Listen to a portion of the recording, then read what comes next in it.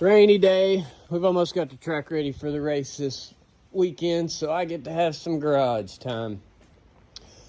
A little bit of change in plans. I figure since this thing has only got a handful of miles, I got my tranny all. I got the prettiest tranny in the country. Except maybe some of them out there in San Francisco, but cleaned up pretty good. So since I've got everything good for this, I do want to change the valve cover pans, and I fucked up my oil pan pulling the motor. And this is probably, I don't know, I've got to run I know it's a 63, obviously. I've got to run, I know it's going to be a low horse motor.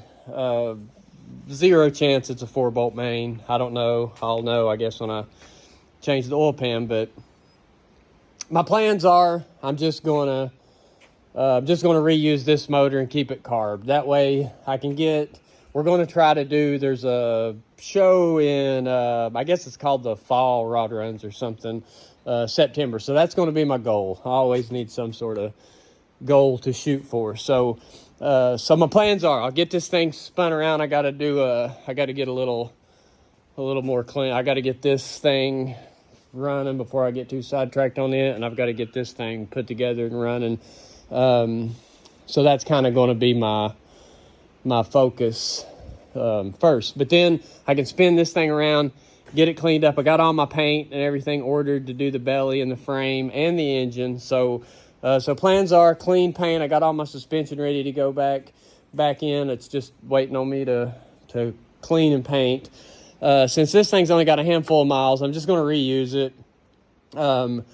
Clean everything up, put the holly back on it, and throw it in, and then find a good 4-bolt main, late 60s small block. I've got a couple of them. I just got to run the numbers. I've got one around the corner there and another one over there in the barn I think I can pull. It's early 70s, so it may be a good donor block. But that's the plan.